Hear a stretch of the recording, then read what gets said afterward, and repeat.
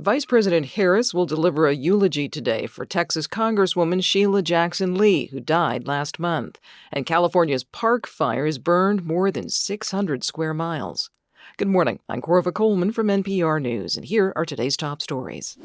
Former President Donald Trump is being castigated for falsely claiming that Vice President Harris didn't identify as a black person until recently. That's not true. Harris has black and Indian ancestry and has long identified as a black woman. Trump made the false claim at the National Association of Black Journalists convention yesterday, where he had testy exchanges with questioners. Trump's running mate, J.D. Vance, defended him at a campaign event last night in suburban Phoenix. Unlike Kamala Harris, President Trump showed up and took some tough questions. Harris is in Texas this week for campaigning and to attend a funeral. NPR has learned that Harris had offered to appear virtually at the convention, but the Black Journalists Association turned her down. The association says now that it is in talks with Harris to schedule a question and answer session in September.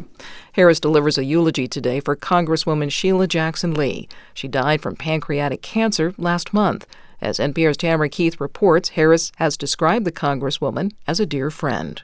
There's an important role presidents play in times of national trauma and personal grief. The consoler-in-chief. With her eulogy for Congresswoman Sheila Jackson Lee, Harris will give the American people a preview of how she would approach that part of the job, should she win in November, says former Obama speechwriter Terry Zuplat.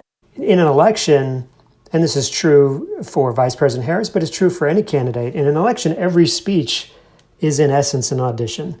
Zuplat says you can learn as much about the person delivering the eulogy, their values and capacity for empathy, as about the person they are honoring. Tamara Keith, NPR News. In Northern California, the park fire north of Sacramento has burned more than 600 square miles. It's the largest wildfire actively burning in the United States. From member station KQED, Keith Mizuguchi reports that the fire has destroyed well over 400 structures. Single-family homes make up a significant portion of the buildings destroyed so far by the park fire. As of Wednesday, fire officials say inspection teams have finished about 75% of their damage assessment work. Crews have been able to slowly increase containment on the massive fire, but there are concerns about upcoming weather conditions.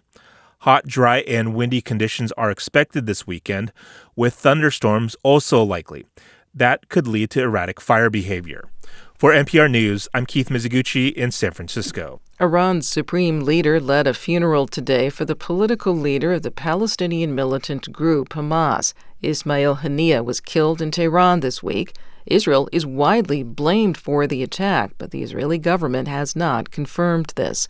Thousands of people filled streets in Iran to mourn Haniyeh. He is to be buried in Qatar. You're listening to NPR.